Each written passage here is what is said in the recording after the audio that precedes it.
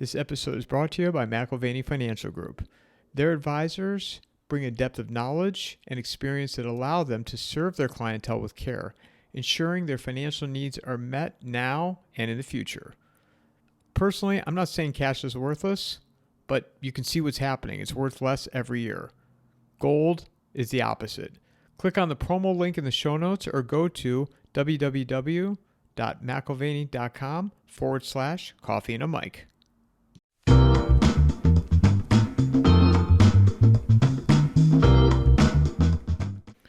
I said, today is Saturday, January 17th. Kevork, good to see you. Thank you so much, my friend, for having me again on your show. I said, well, maybe I'll put it out. I'll put it on Substack later today or tomorrow and then put it out publicly Monday, which would be the 19th. I'm like, hopefully the world doesn't fall apart in the next day and a half, but who knows, right? Everything is possible. Actually, with the current escalatory rhetoric against Iran, we could be faced with multiple scenarios, actually, but one of which is the US planners might be tricking Iran into believing that they are not going to strike Iran. Like you see the first few days of the riots, there were lots of talk about bombing Iran, striking Iran, regime change, decapitation, assassination, etc. And then this started to decrease. The de-escalation phase among the US planners, like Trump, started talking about, the killing maybe stopped, maybe the killing has stopped, and we're positive about it. And they started sending like positive signals. And I believe the last time when they struck Iran during the 12-day war, they were also they were talking to the Iranians. So I wouldn't rule out the possibility that even before we end this talk, that there could be strikes against Iran. And what probably the indication for it is that Iran still, or the government in Iran still cuts the internet. There is a complete blackout. They only have some intranet that they have supplied to very specific buildings and specific institutions so they can operate, especially when it comes to the journalists. Other than that, there is no internet. And they also trying to basically block Starlink in Iran, which of course Elon Musk is very generous when it comes to regime change operations around the world, but not to the people in Gaza. And I have speculated that the Jolani fighters or the journalists accompanying Jolani, when in the December 2024, they did the offensive against Aleppo, that was quite something because they were live streaming the operation. And back in the day, the internet in Syria was very, very weak, very slow. It doesn't allow you to start full HD live streaming on a GoPro and storm into cities and neighborhoods without a satellite internet. So I would also speculate that probably the Starlink played a role also in Syria. Well, that's because Elon Musk is a superhero movie, or superhero, Kevork, and we're living in a superhero movie, according to some people. And it's good guys versus the bad guys, and the Avengers. But it's childish. What Elon is doing, in my opinion, for example, in Iran, they changed the flag of Iran on X. The people of Iran only the Iranian people have the right to choose their flag. And it's not up to Elon or his ex to change the flag on X from the Islamic Republic of Iran flag into the monarchist flag. And this is a serious question because even the opposition to the current, let's say, regime in Iran, they're not all monarchists. But it's quite clear that the Zionists prefer the Pahlavi, Reza Pahlavi, which many people call him the Crown Prince of Iran. I mean, who appointed that guy as a crown prince or anything? Like, there is no crown prince at the current moment, but they continue calling him a crown prince, and they're using the flag of the Iranian monarchy back in the day, right? So that tells you also that he doesn't only want regime change Iran, but he also has a preference who wants to succeed the current, if there was a regime or there is a regime change there, and that is Pahlavi. And because Pahlavi is very close to the Israelis, very close to Bibi Netanyahu. And this is a serious thing that I have monitored on X. Many Iranian exiles who are on the opposite side of the Islamic Republic in Iran, they are also saying at the same time that we are proud people, as proud Persian people, we don't want to be basically a puppet for anyone, including Israel. Like even back in the day when Shah, his father, was the ruler or the leader of Iran, he was proud enough not to be a puppet for Israel. I mean, if you saw some of his segments, he also criticized the Zionist and Jewish lobby in the United States and said they are too powerful even for their own interests. And he understood the region in the Middle East very well. Yes, he wasn't enemies with Israel, but at the same time, he didn't try to become a puppet for the Israelis the same way now Reza Pahlavi is trying to be. So even the oppositionists of the current Islamic Republic, they're saying, we don't want Pahlavi. Of course, he has popularity in certain places, but why would we accept someone who's clearly coming from the ecosystem of the neocons and the Zionists, and that they have cherry-picked him, this person, because he is a weak leader, he doesn't have a charisma, he doesn't represent the pride of the Persian people, plus he is a puppet. That's why they picked him. This guy has never even done any job in his entire life. Like he didn't work anything. He didn't even probably fix his laptop when something went wrong.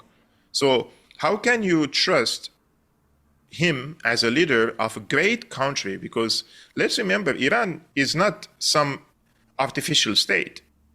Like the post-First World War Psycho-Spico mini-states that they have created. Persia goes back thousands of years, and they had an empire in the region reached to Greece, right? Current day Greece. So what I'm trying to say is, even if the people disagree with the current, let's say, political system, which I don't like, I don't want to live under an Islamic Republic, but at the same time, this is for the Iranian people to pick and choose. What we are trying to discuss here is what is the motive behind the attempt for regime change in Iran? Is it because they are Islamic Republic? No. Is it because they suppress women or force them to wear hijab? No. If those were the factors, then they wouldn't have installed Al-Qaeda regime in Syria to begin with.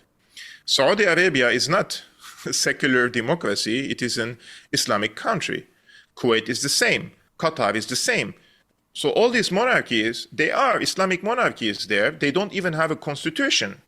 So the reason is not that this is an Islamic republic, but rather that Iran, since 1979, has chosen to become this leading power against the American dominance in the region. And of course, if you are against American dominance, you are also against Israeli dominance in the region. However, after 40 years of this, we have also to be very honest with our audience. So what was the strategy of the Islamic Revolution in Iran? They said that an Islamic revolutionary approach unites different powers in the region, different Islamic powers in the region against the American, let's say, empire, right? So they were basically trans-sectarian movement in the region that we could bring Shia and Sunni powers together in order to fight against the American dominance. That's why they supported Sunni groups like Hamas and Islamic Jihad. But that wasn't the only thing for the Islamic Republic of Iran. They also supported the communists. They supported the socialists. They supported the nationalists. They supported secular groups, anyone who would like to resist American dominance in the region. So But this approach, after 40 years, and this is not only the fault of Iran, of course, the region is very complicated, very divided into sectarian ethnic lines. We have regressive powers in the region, anti-revolutionary powers in the region, such as Qatar and Saudi Arabia. They have also funneled billions of dollars into spreading the opposite values of what Iran has championed in the past decades, right? So the end result is, after 40 years, after October 7, the Israelis went all out, let's say, against the Iranian axis. And they have decimated the Gaza Strip completely. Hamas, at the current moment, for example, they're not firing on Israel. They are receiving, Israel is still bombing Gaza. They're still killing civilians. But there is no retaliation from the Hamas side. Hamas also accepted the deal of Trump. Southern Lebanon, and I think this is the most important thing which happened, in my opinion, the strongest force which was capable of posing credible threat from close range against Israel was Hezbollah. And with the decapitation of the leadership of Hezbollah, Hezbollah has been shaken, and they basically localized themselves to preserve their own community, the Shia community, which is now, the Shia community sees itself that without a leadership, military, security, political leadership are completely decapitated. Plus, the regime in Syria is gone, so they lost the geographical connectivity to the outside world. So Hezbollah is completely isolated in a very small geography inside Lebanon. Their eastern borders with Syria are occupied by Israel and hostile Jolani forces. The south is occupied by Israel. And the north of Litani, in Lebanon, you have a government in Lebanon which is pro-Saudi Arabia and pro-the United States. So when we see all these developments in the region, Iran had to retreat from this project. They had to try to protect their own sovereignty and national security. Instead of being on the offensive, they're now on the defensive. So what I'm trying to say is this project of diminishing American dominance in the region has failed for the moment. Maybe in the future it will be revived in different names or shape. But at the current moment, the Islamic Republic of Iran has failed in unifying these actors or to achieve the end goal, and that is to kick the American dominance out. So if you're an Iranian, you sustained 40 years of economic isolation, sanctions, and sometimes poverty because of this economic pressure on Iran all the time.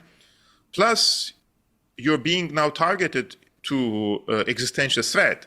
So the people in Iran, if you're an Iranian, you want for your country to play this role, but at the same time, you're also asking the question, now that we failed, is it worth to continue in this approach or to back off, contain this pressure from the Americans and come back in the future with a different approach? So that's the question. And here, that's why I want to say American planners are not stupid. They know the situation very, very well in Iran, and they have studied the mass psychology of the people. That's why they're coming now at this particular moment, and in my opinion, they have exerted immense pressure on the Iranian leadership now. Many people said, maybe strikes, maybe no strikes, maybe regime change, maybe decapitation, etc.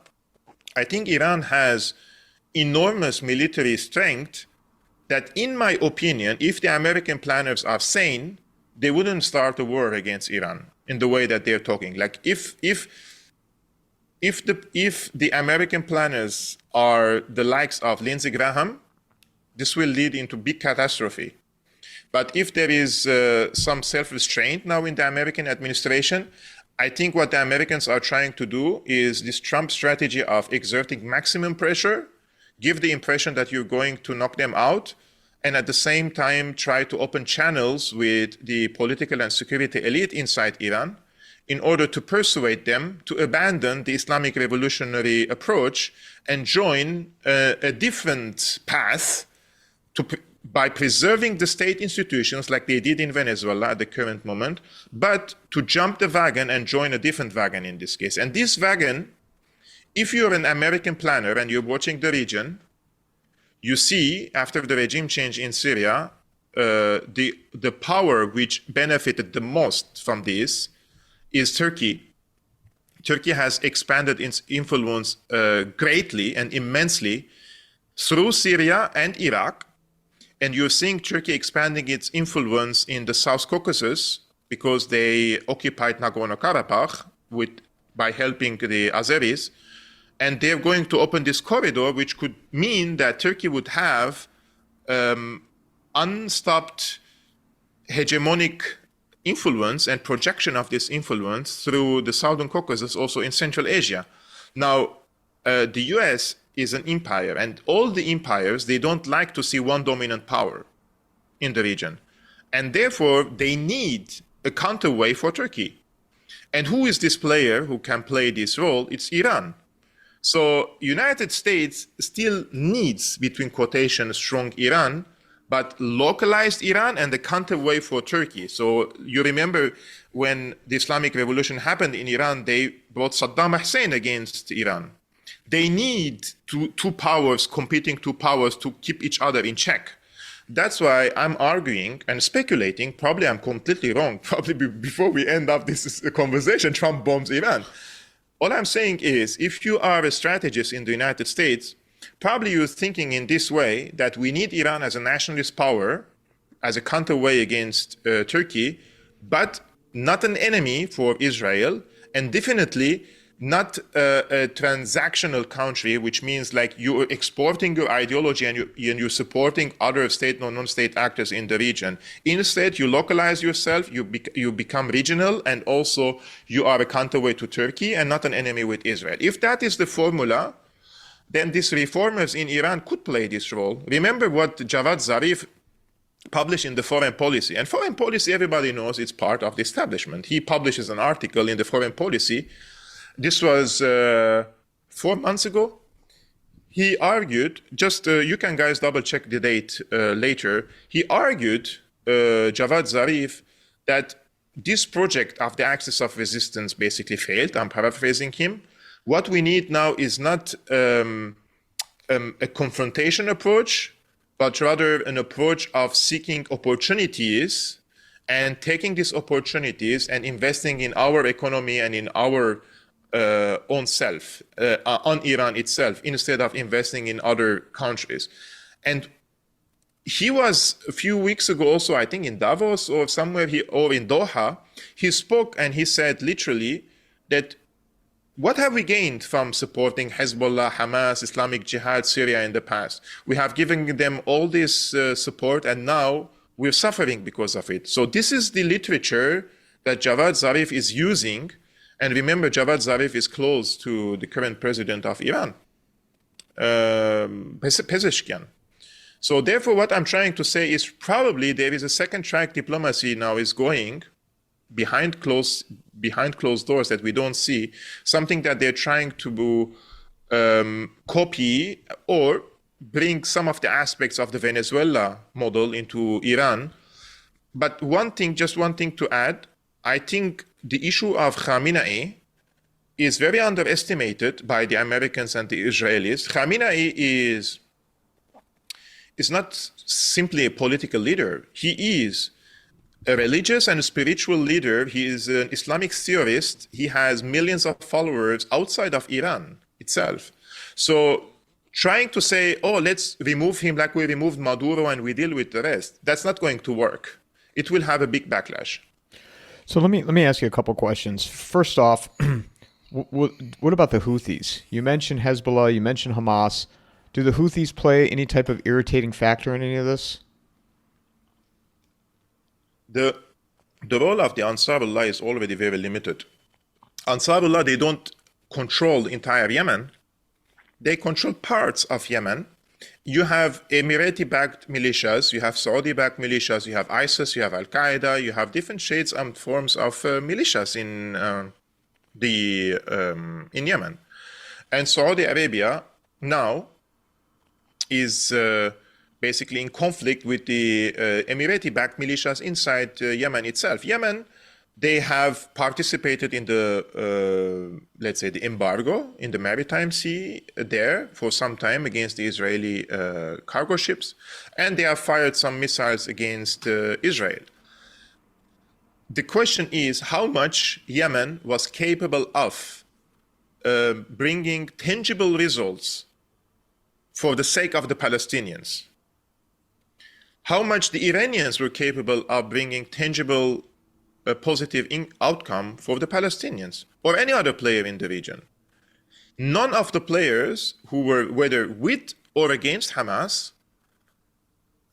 were able to impose at least a two-state solution formula in these last talks which happened in the UN Security Council. Even Russia and China, who agreed on the Gaza deal, they couldn't impose a formula that they could guarantee a two-state solution. Not that we support the two-state solution. Myself, I support one-state solution for the Jewish people, for the Muslims, for the Christians, for everyone. But for the argument's sake, because this is what they were talking all the time, what is the one thing that the Palestinians gained from this conflict now in Gaza and in its afterward? I think the genocide happened because they have destroyed the Palestinian people in part or in whole. They have destroyed their present, future, and also their memories, basically everything. And now what they're trying to do is bring all these real estate investors into the Gaza Strip. So what is... I'm truly finding a hard time to be positive or optimistic about the Palestinians in this case, because this October 7 happened the initiation of this attack was to bring the attention of the world on Palestine again. Yes, they succeeded in shifting public opinion against Israel immensely all around the world, wherever you go now. But on the ground, it seems to me that the Americans and the Israelis have imposed their solution, the so-called solution over the Palestinians. And the Palestinians no longer have an agency. They no longer have a prospect for a statehood. And the Israelis now also say that they will conquer the West Bank.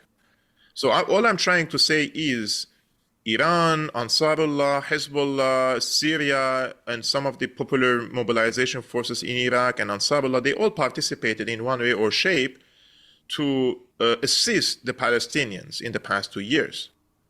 But the Israelis, I see nowadays they have the upper hand, probably for now, because some people say this is just a temporary, because the US is an empire in decline, and in the future the Israelis will no longer have the same support. But this is just speculation for the future. We don't know yet. Now, Jared Kushner is there, Tony Blair is there, Trump is there, and the Saudis, the Emiratis, everybody is there except for the friends of the Palestinians. Ansarullah are not in Gaza investing. The Iranians are not there. The Syrians are not there. Who is there is the friends of the United States on the ground. And the imagination is that they will reconstruct the entire place. They will make it like a golf. They're going to play golf there. They will have bikinis there and all this stuff. But I think what they're doing is they're just putting lots of salt on the wound that this will trigger more resistance in the future. Like, you can't really come and bomb people for 2 years, kill over 100,000 people, and destroy the entire strip, and then tell them, we're going to build you some buildings that you will not live in them just for hours, and then we will have some golf games there. I think what they're doing is really like humiliating and insulting the Palestinians even further, which would trigger bigger resistance in the future and probably more radical than Hamas. Something that we really have to be careful. So I want to add something to that, because, ironically in the United States, and I don't know if you saw this, but we with the Minneapolis and Somali daycare fraud that's been out there, which is not new. But simultaneously, and I have to give credit to a friend of mine for bringing this to my attention, Somaliland, which I don't know if it's a country designated off Somalia that Israel recognizes, and I believe the Venezuela now recognizes, and that's where they're talking about moving the Palestinians to, which I find it interesting that the Somali daycare fraud story gets out, getting the timing of it, and then Somaliland, you're starting to hear it right around the same time.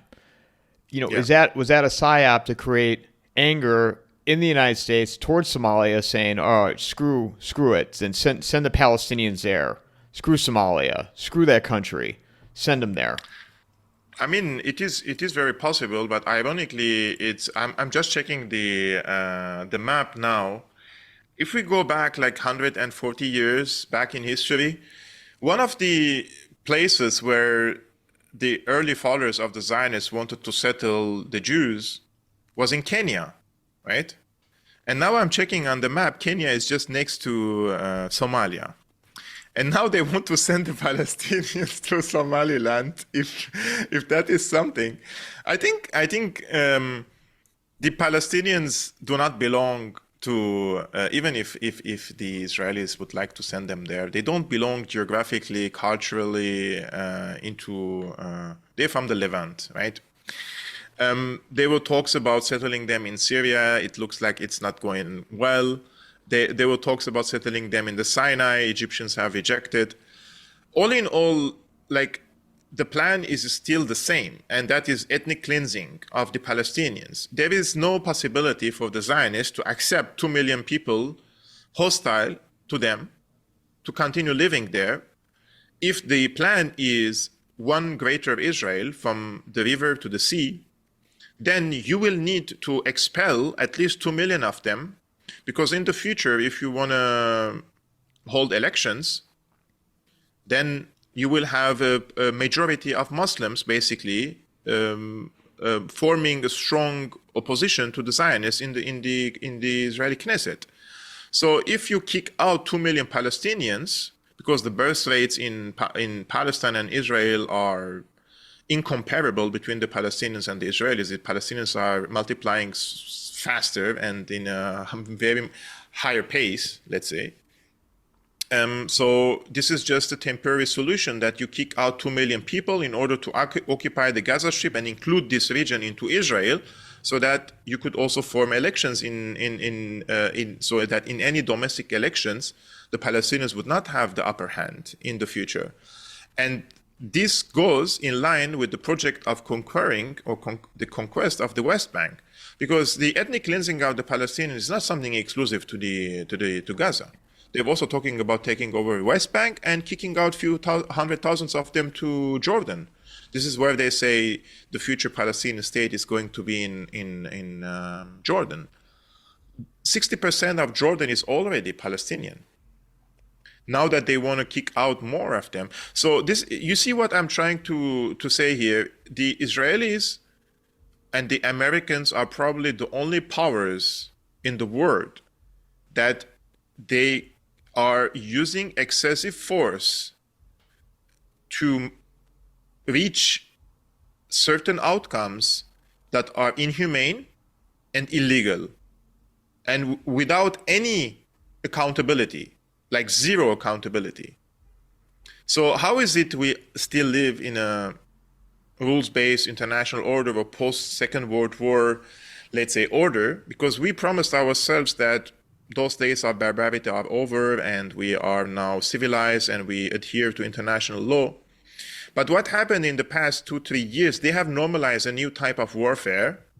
They have killed people in large scale, televised on TV. So even as individual watching your TikTok and watching all this stuff, you have seen things that you never saw in your life.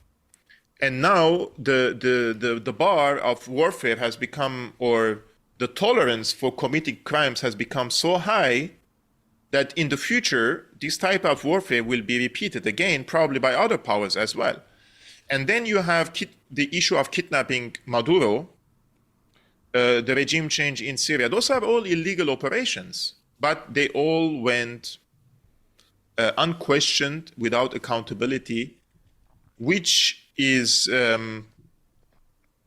giving, at least for me, I am becoming less optimistic about the future and the ability of any multipolar world to try to reform this, because for the moment, it seems to me that even the proponents of the multipolar world are interested in their own national interests, and instead of going into the challenging phase of the US, especially in the Middle East, in Latin America, the only two places where these powers have kept the Americans in check are in Ukraine, because this is where the Russian border is, and in Far East Asia, where the Chinese, this is a Chinese sphere of influence, right? But other than that, the Russians and the Chinese do not show clear indications that they want to protect their allies and would challenge Americans. Like Assad is gone, this was their ally. Maduro is gone, this was their ally. The Middle East is completely now in the hands of the US. So maybe there are limitations for it, but all in all, I think the US has emerged, at least for now, victorious in the Middle East, something that will have will open the appetite of the US planners for Iran.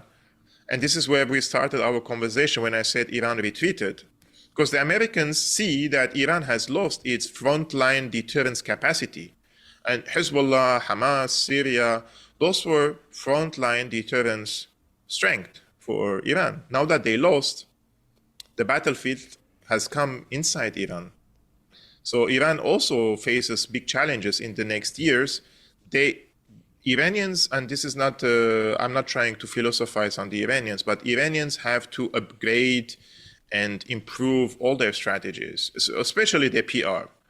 It's so, like, when you watch the mainstream press and how sophisticated they are in their psyops, in their reporting, in their destabilization efforts against Iran, and how much Iran is primitive in defending itself, you notice that the Americans are ahead of the Iranians in this information warfare, for example, something that has a big impact on the Iranian people, whether in the diaspora or inside Iran. Let me ask you a couple of questions. You touched on international law is now irrelevant, right? I mean, it basically, what's good is the law if no one's going to uphold it. And that's what we've seen over the last, well, I mean, I was introduced to it with Syria and then Venezuela, and now what they're attempting to do with Iran.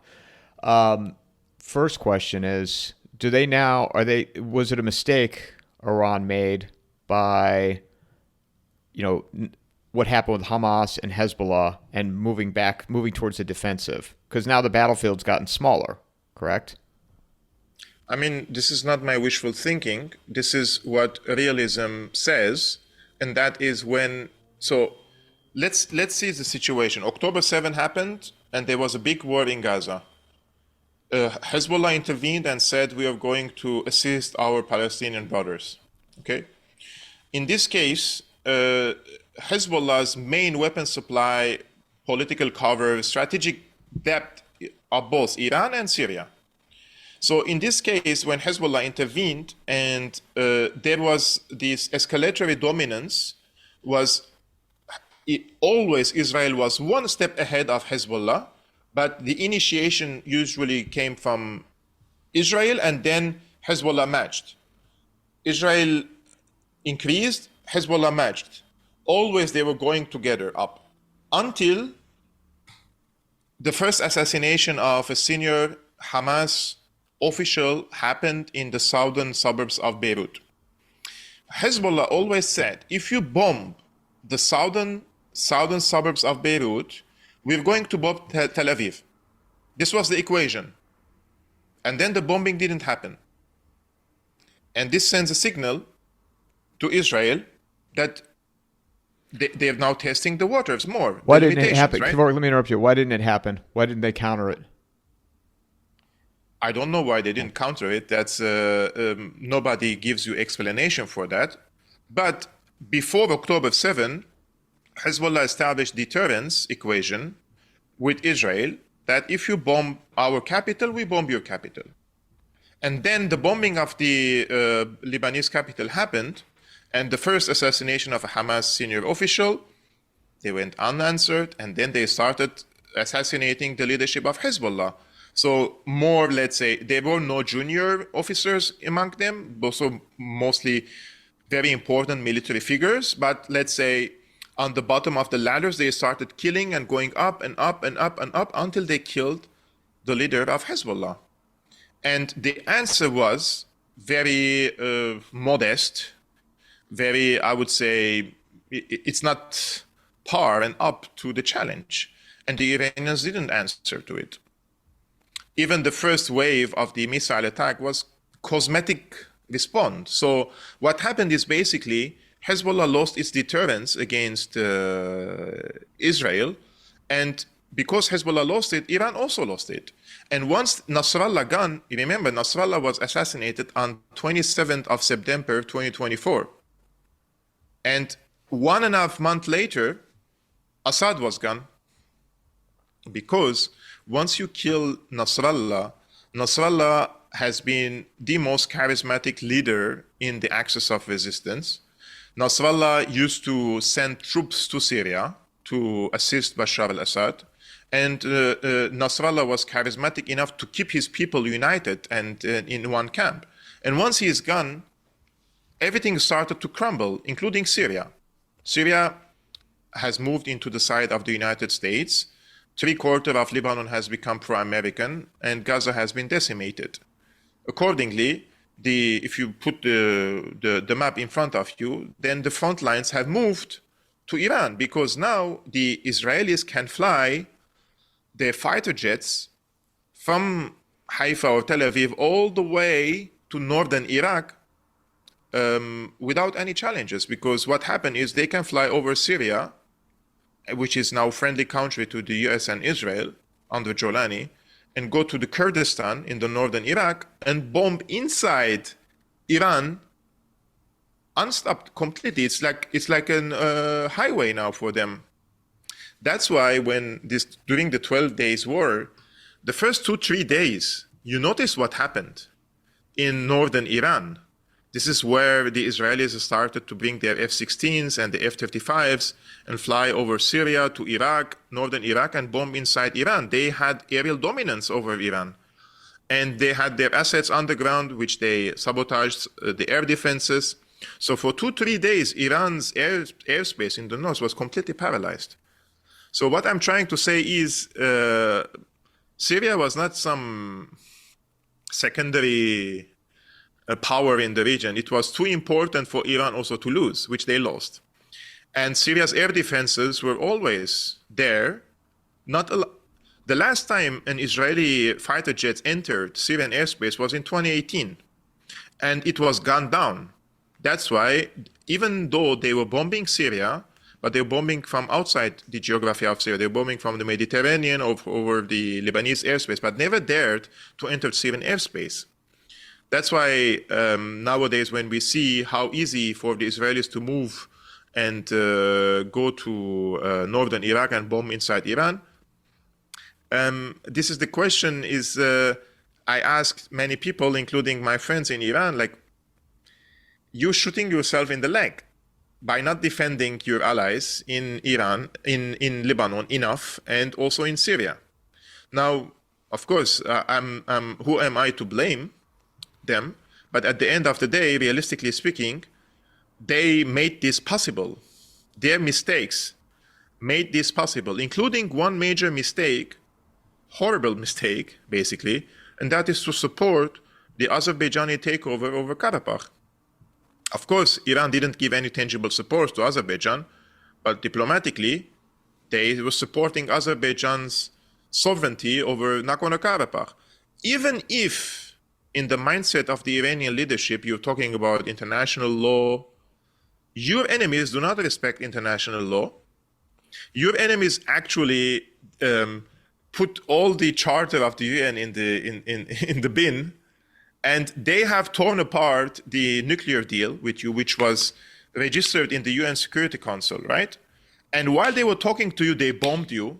So you see, like, your enemies do not adhere with the rules of the international law. But Iran insists on playing with the rules of international law. They say, no, under international law, Nagorno-Karabakh belongs to Azerbaijan and we support their sovereignty. What you did basically, you gave a territory adjacent to Iran to a hostile power like Azerbaijan, which is an advanced satellite state for Israel, using Azerbaijani territories to run intelligence, psychological, and military operations inside Iran. Some of the drones attacked Iran during the 12 Days War came from Azerbaijan. The jamming, the electronic jamming, the satellite jamming came from Azerbaijan. The Israelis have built so-called smart villages on the borders with Iran in the newly captured territories of Nagorno-Karabakh.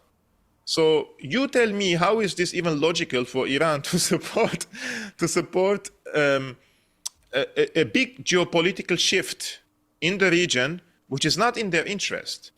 And because of this, now the Azeris and the Turks' appetite are open, and they're talking about occupying southern Armenia, the Sunni province. The other day when I spoke with Sayyid Mohammed Marandin, I respect him immensely. Excellent conversation you had with him, by the way. Yeah, I respect him immensely. But I didn't have much time to ask him, like, why did you guys support the occupation of Nagorno-Karabakh, well knowing that this is going to be the result, that the Turkish and the Azeri side now are trying to block the borders between Armenia and Iran? And he said, and he told me, like, if the Azeris, or he didn't name them, but if any power tries to block Iranian and Armenian borders, there will be war. But let's talk about the phase before the war. Why should we always come to the point where we have to make war to change it? Because before that, you had lots of other means to stop this in Nagorno-Karabakh, but you sided with Azerbaijan, well knowing that these powers have the project of opening a corridor, basically, on the borders between Iran and Armenia for access between Turkey and Azerbaijan. And once they do that, all your trade routes become irrelevant, worthless. So you don't only live under sanctions, you won't only live under sanctions, but also your trade routes in Central Asia will be worthless. So in all the levels, when you look at it, it's crazy how would any decision maker in Iran would accept that, and not only accept that, but also support it. So I'm speechless, to be honest with you. Sometimes I don't know what to say, really. It's like you shoot your own feet, and now you say if somebody comes and put salt on the wound, then there will be war. But let's not shoot our feet first so that somebody else don't come and put salt on the wound, right? So Syria was the first exposure to me, and really conversations I had with you that opened my eyes to the new, the modern day warfare, right? Yeah. Buy from within, however they did it, buy, blackmail, whatever they needed to do to get people to fold. Venezuela, the first thing I thought of when I saw Maduro get removed, I thought of my conversation with you and what happened in Syria. It appears that's what they're trying to do in Iran now because, quite frankly, I'm going to be assumptive here, it's cheaper to do it that way, right? Rather than have to drop bombs. Now, last summer, and even prior to when Trump got back into office, he had said he had called for people of Tehran to evacuate. I have to venture to say he did that in order to get people to panic to try to topple the regime, but it didn't work. Yes. Do you think this is different with Iran than what happened in Syria and Venezuela? And if so, why do you think this potentially will not work? Actually, this is definitely different than in Syria. I don't think there's going to be Did you think, let me interrupt you, did you think Syria and Venezuela were similar in terms of the tactical strategy to topple the regime? Or actually, no. In Syria, it was a combination of different strategies. At the beginning, it was a military warfare, what they call the fourth generation of asymmetrical warfare. And that is you create an enemy for the state. And this enemy is a non-state actor, which resorts to guerrilla warfare. But you make sure that both sides cannot destroy each other completely. So you support even the rebels enough so that they continue fighting against the government, but not win over them and not be crushed. And this is what Obama did, basically. And then Trump came, of course, he said, this is costing us $1 billion per year. What are we doing? So he stopped this operation and he started the economic warfare. And that cost them nothing, basically, in Syria. And it was more effective, and they crippled the economy completely, and Assad lost his popular base because he no longer can provide services to the people because of the sanctions. So that one was successful, but before removing Assad, there were few steps: the Gaza war and the assassination of Nasrallah.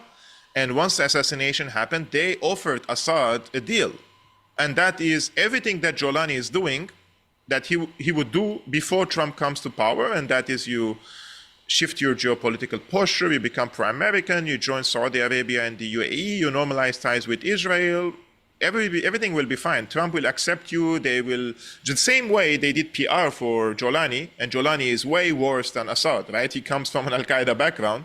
They would have done the same PR for Assad if he accepted the terms of the deal.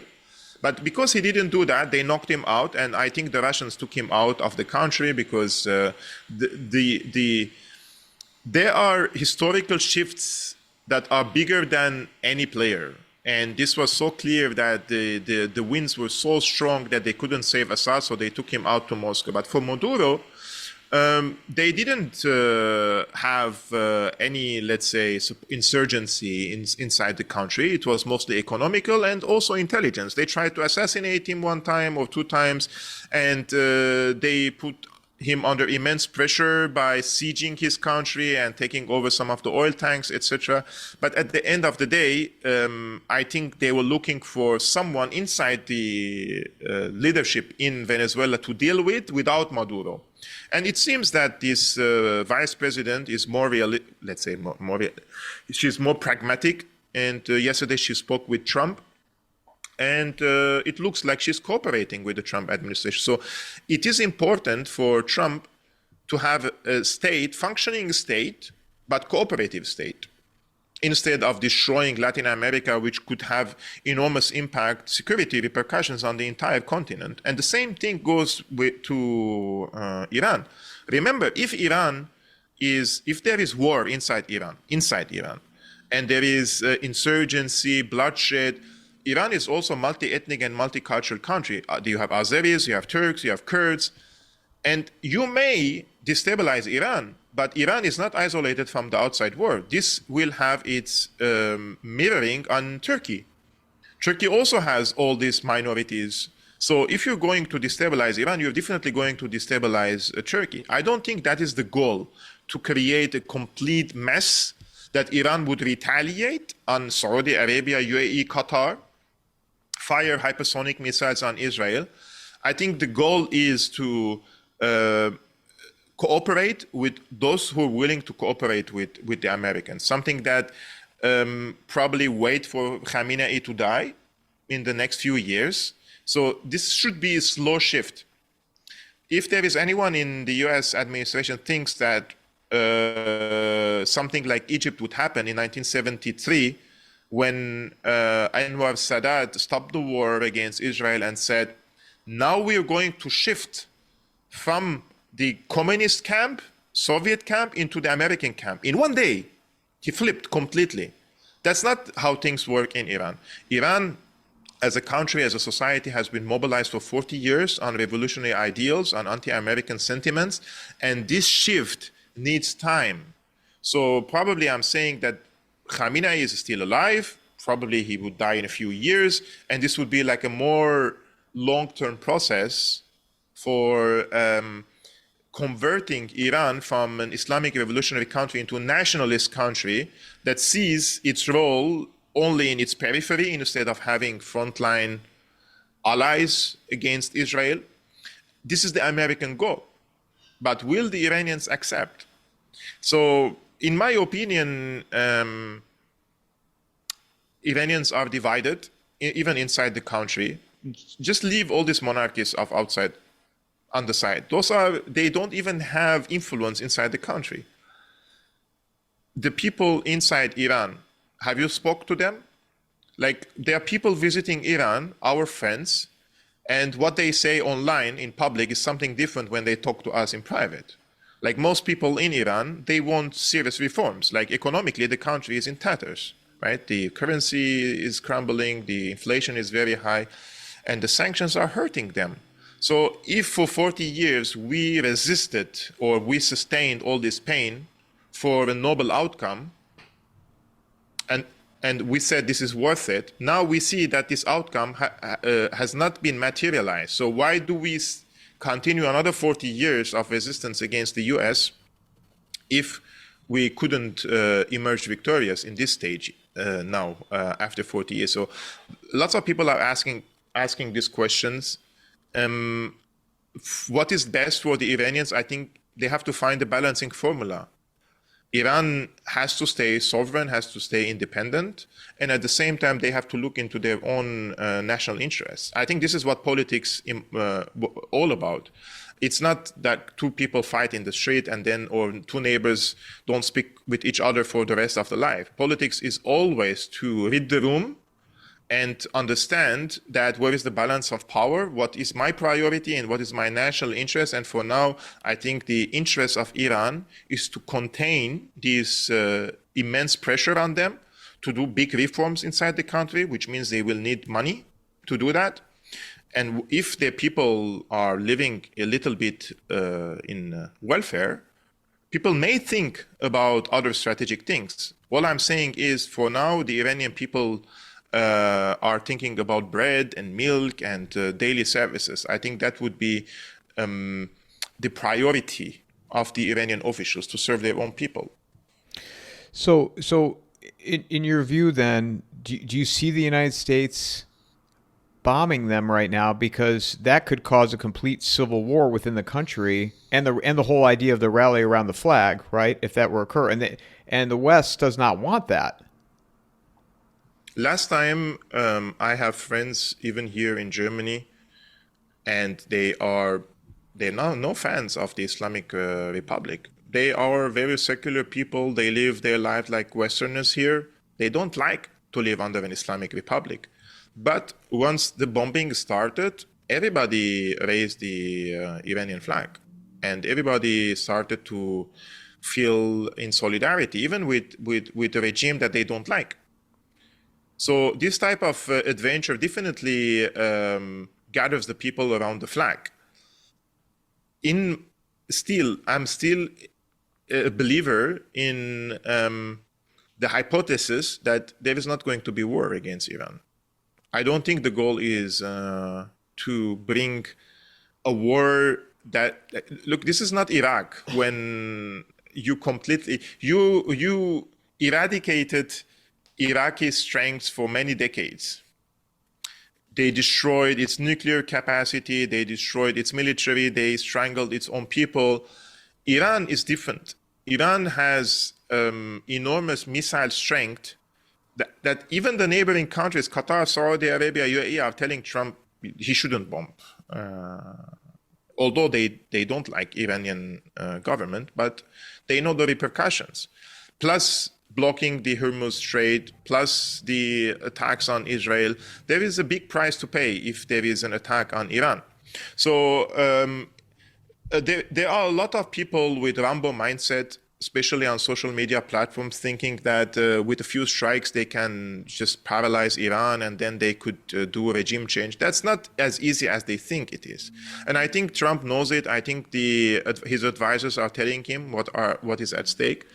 And I believe that Trump is doing second-track diplomacy with the Iranian elite now in order to find a solution that is probably going to happen on the long term, not like tomorrow after tomorrow after tomorrow. It's going to be a process of change and shift happening from inside Iran itself. And I'm not saying that Iran will become pro-American, but it will be more balancing power, or can be a balancing power, because this approach now of confrontation against the United States is not going to be fruitful, even for Iran.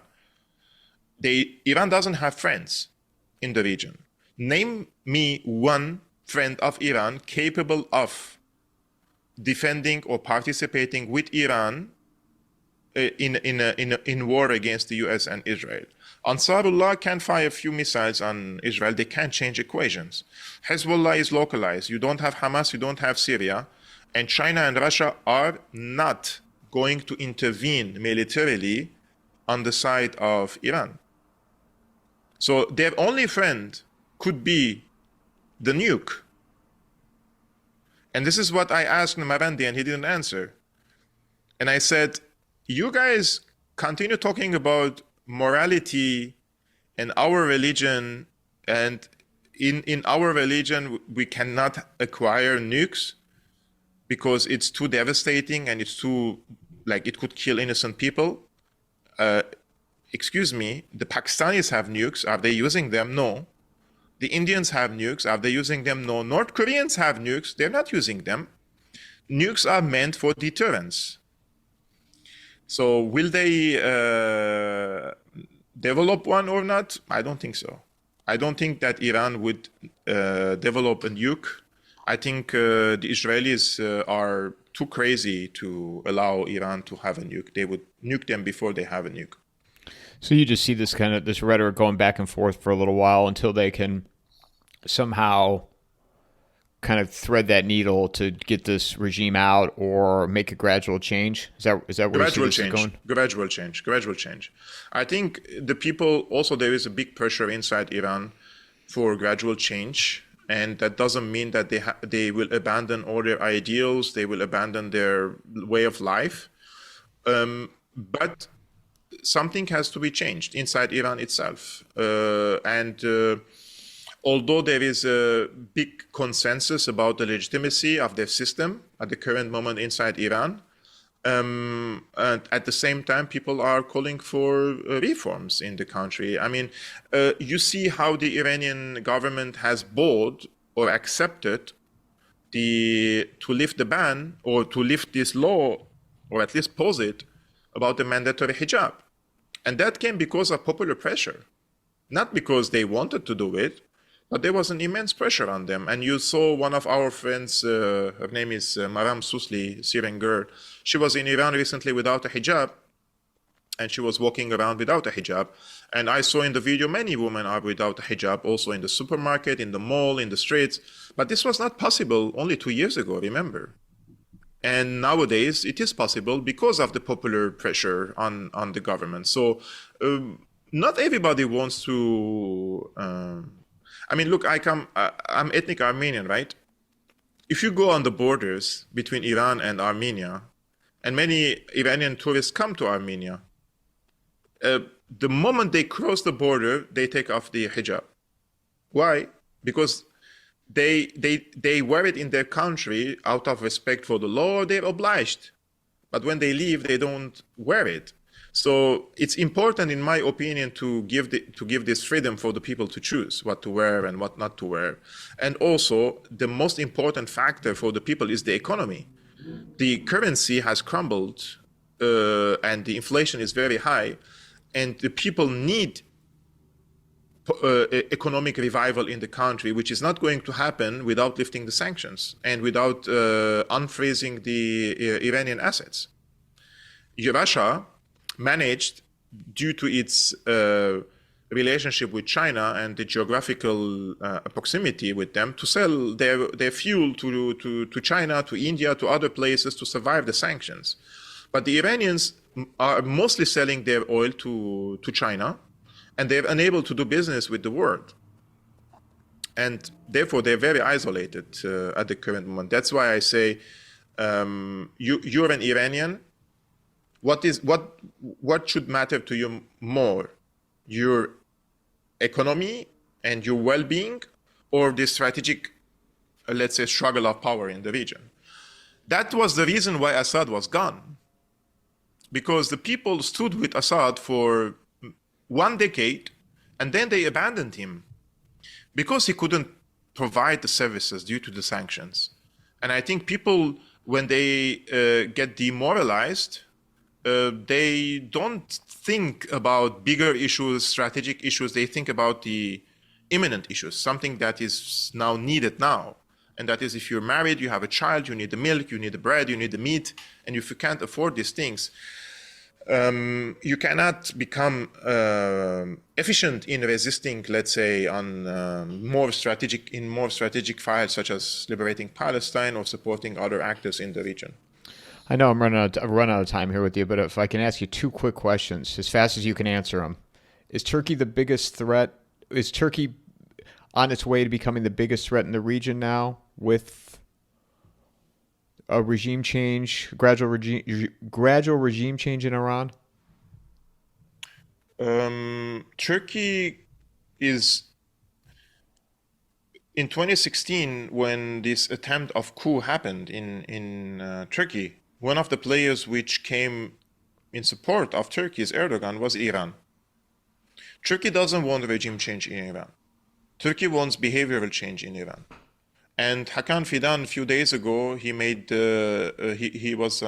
gave an interview, said this literally: "We are against regime change in Iran, but we hope that the Iranians would find a formula with the Americans." And what that formula means, basically, is to end this animosity with the United States in the region, to become a cooperative country.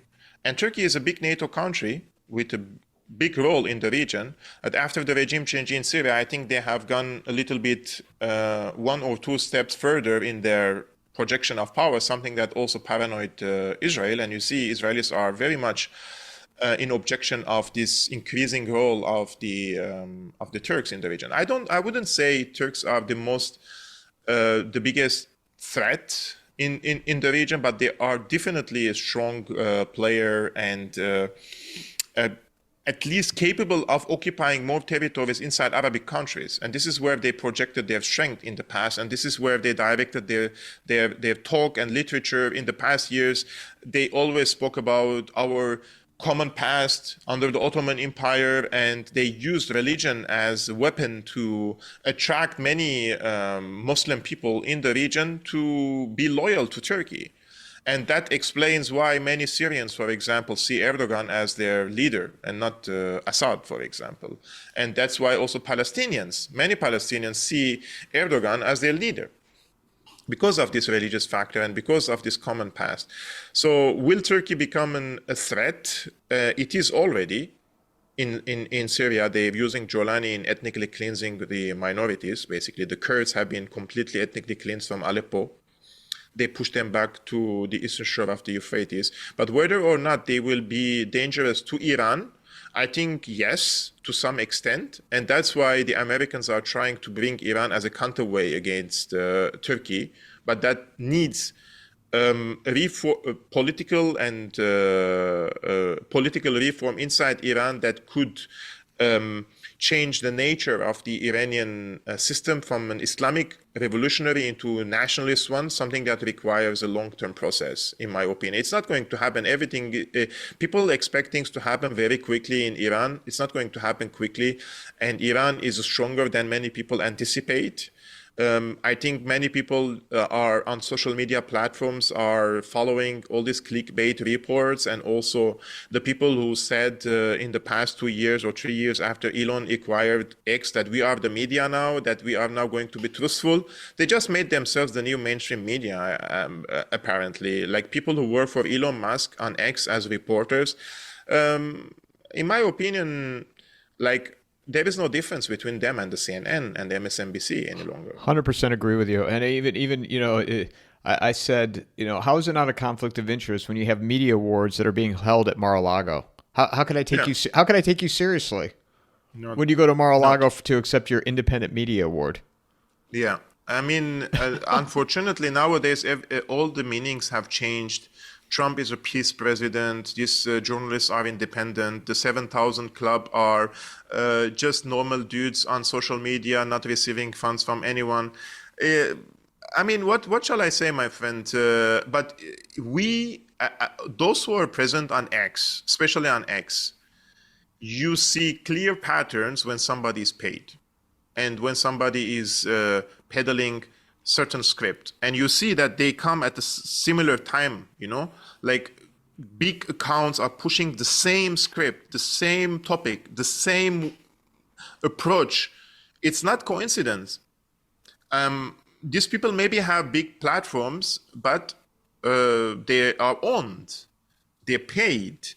It's very clear to me that when this hysteria now about regime change in Iran, like, I don't want to name names, but the way they script the post, the news, and then you have like 10 posts anti-Islamic Republic, and then you have one post as if they are neutral talking about the other side of the story.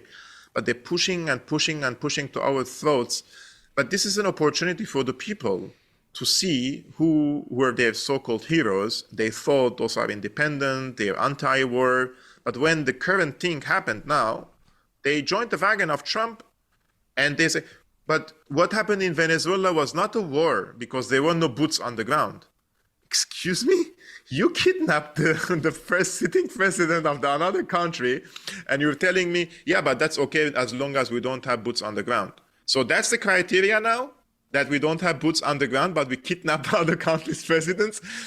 I mentioned this, I want to mention on your show. This is very funny because they said kidnapping Maduro was legitimate.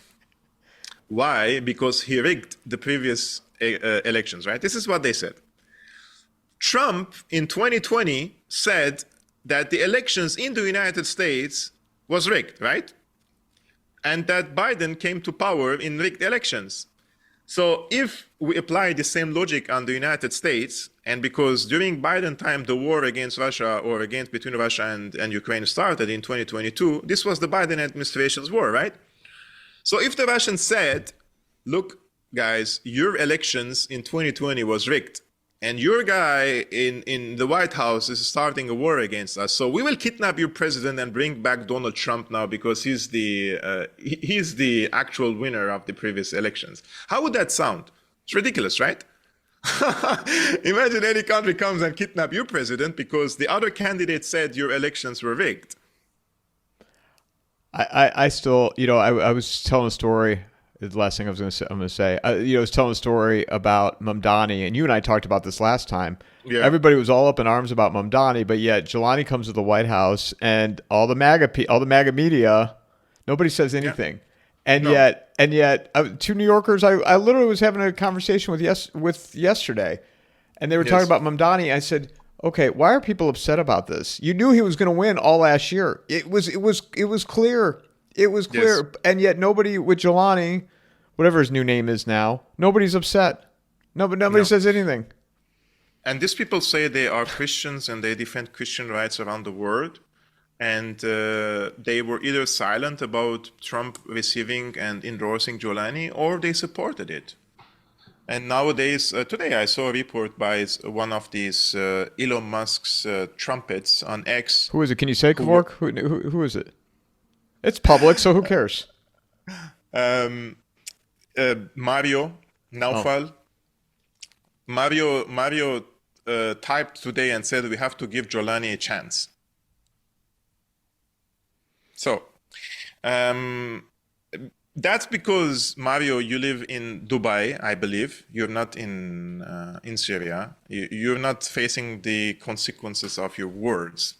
That's the problem with these talking heads, right? Like, they support something, they don't experience it, they don't live under it, they don't pay the price for it, but we do. He's been inviting me for a few days now to come to his spaces. Of course, he doesn't send these messages, his producers do it, to talk about Iran. And I know that they just invite me to give the impression that they're showing all sides of the story, but then the moment you start speaking, somebody jumps in and speaks over you, and it's like a zoo, it's like a circus, right? In this Twitter Spaces. So I don't. If there is one-on-one talk, me and Mario, I would do it, no problem. But me coming to a zoo farm where thousands of people are there, and the moment you open your mouth, people are like, "Oh, you're peddling IRGC talking points." It's like, no, I'm not doing that. In fact, the IRGC, people who support IRGC are very upset at me because I'm saying that now the Iran, I believe that they will compromise with the United States, and they're saying, no, we will not compromise, we will continue, we'll do this and that. But that's not what the balance of power says. And I am an analyst. I'm not an activist. I'm just trying to tell you that now the realist approach is a compromise with the United States. Maybe you have some extraordinary strength, something that is hidden from the world that we don't know. You could surprise everybody. But I don't know. But when I see the region is like Iran has become so isolated in the region, and it's not its fault, you know. Like you could have a noble cause and you could have a noble way to reach this cause, but you could fail. It's not something that is. I'm not shaming Iran. What Iran has said that we want an independent region, and that's a noble thing, right? We don't want to be dominated by anyone. But are we on the? Do you guys see that this region is moving toward more independent region or more dependent region? It is becoming more dependent. It's the entire Persian Gulf countries. Their entire security architecture is built by the United States. Their air defenses are operated by the United States. In Israel is the same. In Jordan is the same. In Saudi Arabia is the same. Bahrain. UAE, Qatar. Only recently in Qatar, they have opened a new mission. It's a joint air defense mission in Qatar. And those are all aimed at who? At Iran. And Iran lost in Palestine, lost in Lebanon, lost in Syria. So all I'm saying is, at the current moment, it's not time for confrontation. You should absorb this pressure, improve your economic status, and come up in the future with better formula and better strategy. This one, the current one, won't work. This region is so doomed and it is sinking in sectarian hatred against each other, Shias and Sunnis, that they will not see Iran as a leading power for liberation as long as Iran stands on this, Iran's project is perceived as a Shia project. So very quickly, imagine you have millions of people in the region celebrating Hamas because they're fighting Israel, like celebrating and supporting Hamas because they fought Israel. And at the same time, they're celebrating the death of Hezbollah. They're celebrating the deaths of Iranian officers and officials, because those are Sunnis and those are Shias.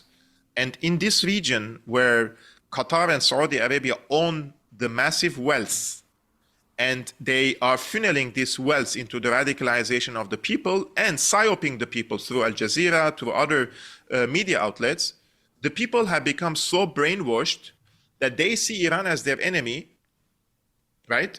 And Israel their enemy. But when Israel and Iran, they fight, they're celebrating the death of the Iranian and the Lebanese and Syrian officials. So, and I'm not excluding the Palestinians. Like you have the brother of what was the name of the spokesperson of Hamas? Abu Ubaidah. The brother of Abu Ubaidah has been making posts on X recently attacking Iran, attacking Hezbollah. But the only people who came in support of the Palestinians were the Iranians and the Hezbollahs. I'm talking about serious, tangible support. Why are they attacking Hezbollah and Iran? There is no other reason but sectarian hatred. They see the Shias as Khawarij, some people who left through Islam the Orthodox Islam, and they believe that they have to fight them. So how can you liberate this region and create an independent region when the people see each other as enemies? I'm talking about the people of the region, right? So first, reform the people. First, we need an ideology that could, a unifying ideology, and not an ideology that could separate between the people. If you reform your people, de-radicalize them, and improve their social and economic status, then we can speak about independent region, not before that. Kevork, where can people find you? I'm posting daily between Monday and Friday on my YouTube and Rumble, Syriana Analysis. It's 5 p.m. Central European Time, 11 a.m. Eastern American Time. We do live streamings, basically. It's either solo or with another guest. Substack or X? Substack is my personal name, Kevork Almassian. I'm publishing 1 to 2 articles per week, sometimes one article, usually one article per week. It takes lots of time to write an article, actually. So I'm trying also to be active on Substack. I appreciate, as always, you coming on. For those that are watching, support Kevork, support what he's doing. He does great work. And, I look forward to continuing to follow and more conversations ahead in 26. Thank you so much. Mic drop.